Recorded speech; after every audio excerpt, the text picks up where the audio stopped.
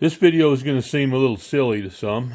There are lots of people out there that just do just fine building their own fires. But I know a lot of people are very fortunate to be able to strike a match. So for those people, I'm going to show you how to build a fire in an airtight stove. There's no right or wrong. Everybody has their own way of doing things. And this is my way. So this is what they call an earth stove. It's an airtight stove. It has a way to shut the, in the case of a chimney fire or something, you can shut it off completely back here. You have a damper control here where you can turn the air, the amount of air going in it that you want. It has as all airtight stoves do, they have a gasket around the edge of the door here, and you can latch that down. It seals it up pretty tight. Works kind of like a light bulb or something once you seal that off, as far as the heat that is able to make out of that. So I'm going to set up some stuff here, and I'll be back with you in a few minutes, and we'll see if we can get this done tonight. There's a couple of things I neglected to tell you about this stove before we get ready to start a fire here. One of them, you see these fans up here. These are like, I guess you call them heat sink, or anyway, heat activated. And when that gets hot up there, those fans start spinning, and it pushes air around the house a little bit. Got one pointed down the hallway there, and another one out into the living room. Another thing is that kettle of water sitting there. If you've ever used wood heat or electric heat, as far as that goes, if you have an all-electric house somewhere you need to, or all-electric heat, you need to have a little bit of moisture in the air somehow. The wood heat with this big stove, it dries out the wood, dries out your sinuses, and you need a little bit of moisture in the air. So you put that kettle of water on there, that teapot full of water, and keep it full so it keeps just a little bit of humidity in the air. Another thing, this is not a feature of the stove here. It's a device that you can buy and put on top of it. It's not really necessary on this stove because I showed you the thing back there in the back that shuts it down. This is an additional air damper that you can almost shut the stove completely down. Like I said, it's not really necessary with this stove, but with some of the older stoves that were not airtight, you couldn't regulate the air very well, and it would eat up wood pretty fast and make it where it was, you want your wood to last a little while, so you kind of shut that damper down about halfway or so. Hopefully the wood will last, into the night and not have to get up every 2 hours and fix it. This stove here is, it's a big stove. We can put wood in there that is 24 inches long. 24 inches is a little bit tight, but anywhere 16, 22 inches, somewhere in that fits in there just fine. And I can put big pieces of wood in there. You can kind of see a little bit by way back in there. Let me see if I can get a light here. You can see way back in there. It holds a lot of wood. So if we put good sized pieces of wood on there, excuse me, and fill it up well, it'll last 12, 14, 16 hours, depending on the type of wood it is. If it's aspen or shaggy bark juniper, it won't last so long. But oak or any of the hardwoods, alligator juniper, fill that up and it'll last through the night and way into the next day pretty easy. This stove also has the ability to take this door completely off. It's real easy. And when I get ready to do this, I'll take it off just to get it out of the way. It also has, I don't know if you can see it or not, I keep it under the stove. We've got a screen that you can take the door off and set the screen up there. We don't ever do that because it just wastes wood. It's all romantic and everything, but it just wastes wood. These are airtight stoves. They're for a reason, and we use it accordingly. So when we get started here, I'll show you the difference that makes. So stand by and let's get ready to do this thing. All right, let's get started here and see how it turns out. You know, I've taught classes on starting fires with 100 different, well, not 100, but many different ways. All kind of magnifying glass, flint and steel, whatever, bow drill. I'm beyond all that now. I don't, just because I can do it doesn't mean that I like to. I do things the easy way now. So what I do is I have a little bucket full of stuff sitting outside. It's sawdust and wood chips that soaked in diesel. And I put just a little bit of it in there, and then I put now, like I said, some of you are going to say, oh, well, there's so much better ways to do it. That's fine. Do it however you want to. This is how I do it. You don't have to. But I'm going to show you anyway. I don't know if you can see this very well. I'm going to put a couple of sticks in here like this. And then I'm going to grab some kindling.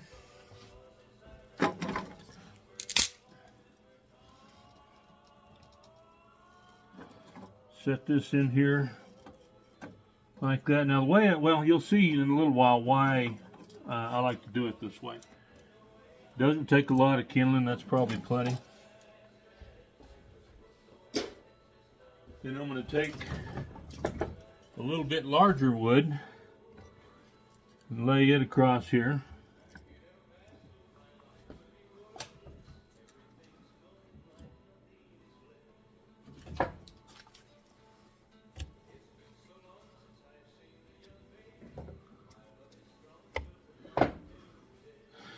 What's important here is you have plenty of airflow. I've seen people try to put wood in there and then start it from the top. What really prompted this video is I watched a video the other day of a guy that, poor guy, had no inkling how to build a fire. He was putting a video out there and show everybody else how to do it. I bet he put 15 or 20 pieces of newspaper in there. He just kept wadding up paper and throwing it in on top of it. I'm sure that sooner or later, if he had enough newspaper, he probably got a fire going. But I didn't think that it was probably ideal. So once I get this up to this point, I might stick another piece back here if I can do it without knocking everything down. Then I'll put a little bit bigger wood on here. On top of that,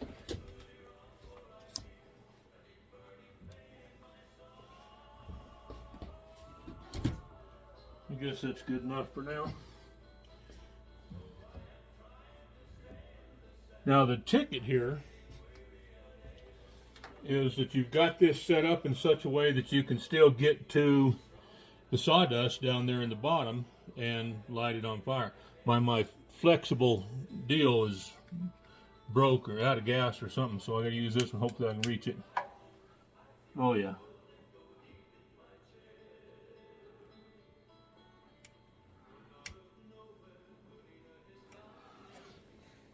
So we got it going there. We'll make sure the damper's open.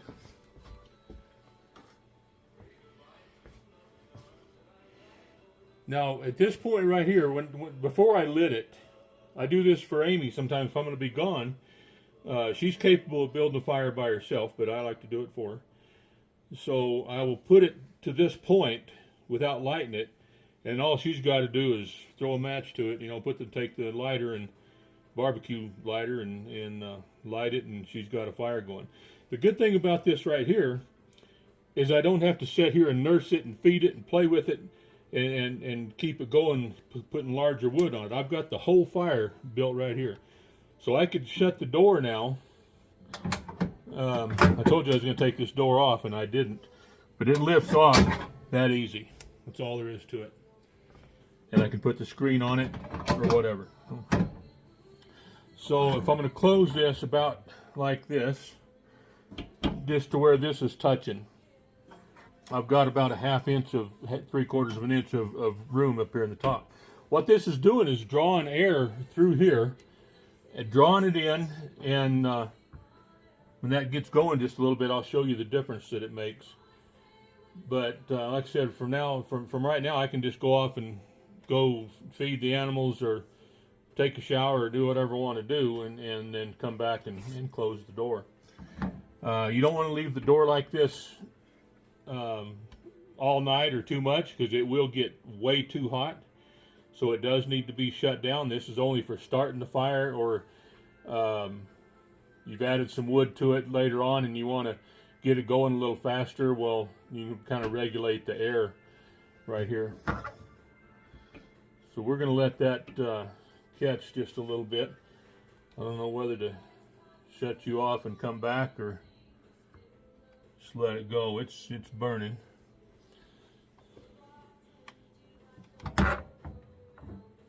Now you can kind of see, I don't know if you can see it in the camera or not. I don't know if you can see the smoke there. You see the smoke is coming up, but it's not coming out into the room. It's drawing up through the stovepipe. So if I were to close this deal up here on either one of these and shut that off, then the smoke would come into the room. But that's mostly drawing right up through the stovepipe there. It's starting to take off now. Let me see if I can get the camera over here. I don't know if you can see it there. What the heck? All right, there we go.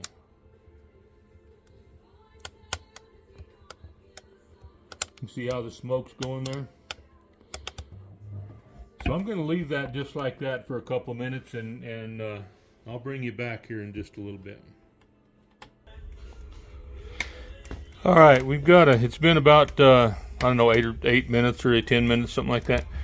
We've got a pretty good fire going in there, and it's going to get better, it's going to get stronger, and you can see the smoke still pulling up through the stovepipe even with the door open. Now if I open this up all the way, that doesn't draw quite as well. You can see a little bit of smoke coming into the room now, not much, but a little bit. I bring this back up here, every single bit of it goes up the stovepipe. So I can leave it like that, and I want to leave it like that for a little while because I want it to get good and hot, because that also helps with burning the soot out of the stovepipe up there. Not that you don't need to check it and take care of it once in a while, but that keeps a lot of it out. People a lot of times will start a fire and leave it you know, and then shut it down and leave it that way, and it just kind of smolders and burns low, and that soot gets in the stovepipe up there and sticks. So you build a good hot fire in it once a day when you get up in the morning, stoke it up and get it good and hot, and then shut it down whenever you need to. So I'm going to give it just a couple more minutes now. I'm going to come back. I'm going to wait till these fans get going, and then I'll show you how it's going there. All right, fans are just getting started there. They get going. I mean, they get to howling. They go quick. That's picking up a little speed there. The other one's a little slower to start for some reason. I don't know if it's older or what, but it takes it a little while longer to get going. Notice I put this water on here where the spout's over the edge, so if it boils over a little bit, it doesn't boil over on the stove. This one's never done it, but I've had it happen with other stoves before. So anyway, as you can see, got it blazing pretty good right now. Enough to get the fans going. So after that goes for a little while longer, I'll close the door and shut the damper down about halfway back there and leave it for the night. I'll put some more wood on it obviously before we go to bed, but this is an earth stove. I said that earlier. I found this over in Heber for $500, brand new. Didn't look like it ever had a fire in it. Maybe a small one, demonstrator or something. They quit making these quite a while back. I paid $500 for it, and I wouldn't take $2,000 for it right now because they're hard to find, and I think this is the best wood stove on the market. Now, if you like the new ones like Blaze King and all that with the catalytic converter and all the EPA crap on there, well, more power to you. Run get you one. But I like this one because it doesn't have all that. All right, now that you've been properly instructed in how to build a fire in an airtight stove, I'm gonna leave it with you and see what kind of comments we get on this. I will get with you again when I think of something else goofy to make a video about. Bye-bye. Something I forgot to mention, and I know somebody's going to bring it up. Yeah, wood heat is, when you consider having to mess with the ashes and wood and all that stuff, yeah, it's a little bit dirtier. But Amy and I both like wood heat. We don't mind the little extra mess. We don't mind the extra work because we like it. It's a different, I mean, heat's heat, I guess, but to us it feels like a different kind of heat. So we've got it going pretty good there now. So anyway, I just thought I'd throw that in there because I know somebody's going to mention that. So anyway, I'm out of here. Bye-bye.